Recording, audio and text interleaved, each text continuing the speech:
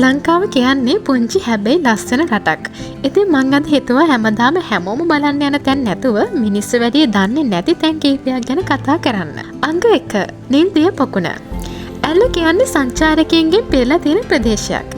ඉතින් මේ නිල්දිය පොකුණ පිහිටලා තියෙන්නේ ඇල්ලට කිලෝමීටර් 12ක් පමණ දකුණට වෙන්න. කඳු අතර සැඟුණු ගල් කුහරයක් වගේ ස්ථානයක මේ පොකුණ පිහිටලා තියෙනවා. මෙතන තියෙන වතුර පැහැදිලි නිල් පාටක් ගන්න නිසා තමයි මෙතනට නිල්දිය පොකුණ කියලා කියන්නේ. ඇත්තටම මේකත් එක්ක බැඳුණු ඉතිහාස කතාවකුත් අපිට තියෙනවා. රාවණා නිදාගෙන ඉන්නේ මෙතන කියලා තමයි ඉතිහාස කතාවල් නම් කියන්නේ. ඒත් එක්කම කියන්න ඕනේ මෙතන පොඩි අවදාන ස්වභාවයකුත් තියෙනවා. ඒ නිසා ඔබ මඟ පෙන්වන්නෙක් සමග යනවා නම් ඒක ගොඩක් ආරක්ෂාකාරී වෙන්න පුළුවන්. නමුත් එතනට ගියොත් ඔයාට වෙනස්ම අත්දැකීමක් ලබා ගන්න පුළුවන්. අංක 2. ගල්ඔය ජාතික උද්‍යානයේ බෝට් සෆාරිය.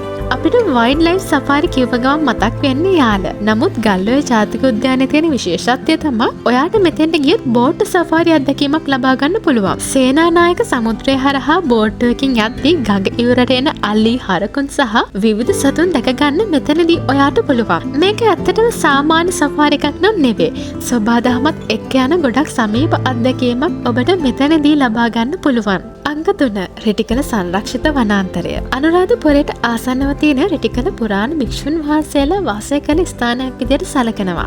මේදිවම වැසුණු ගල් පාරවල් වලින් සමන්විත මේ ස්ථානයට ගියොත් ඔයාට වෙනස්ම අත්දැකීමක් ලබා ගන්න පුළුවන්. ගොඩක් දෙනෙක් මෙය මිස්ටිකල් ෆොරෙස්ට් එකක් විදිහටත් හඳුන්වනවා. අංක 4. මන්නාරමේ බයෝබෙබ් ගස. ඇත්තටම මේක අප්‍රිකාවෙන් පැමිණි වෙළඳුන් හරහා ශ්‍රී ලංකාවට ආපු බව ජනප්‍රවාදවල සඳහන් කරනවා. ඇතැම් වාර්තාවලට අනුව මේ ගසට වසර 600ත් 700ක් පමණ වෙනවා. මේ ගහේ කඳු අතිශයින්ම පුළුල් වන අතර ඔයා මේ ගහගාව හිටගත්තොත් ඔයාට ශ්‍රී ලංකාවට වඩා අප්‍රිකාවේ කොහේ හරි තැනක ඉන්නා වගේ හැඟීමක් ලබා ගන්න පුළුවන්.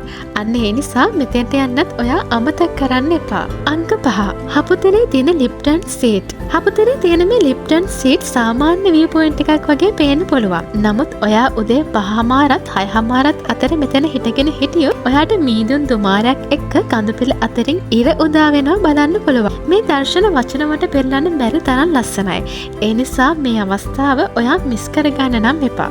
එහෙනම් අදට මං ගිහින් එන්නම්. මගේ channel එක subscribe කරන්න අමතක කරන්න එපා. මම අවිෂ්කාලුත් වත්ත.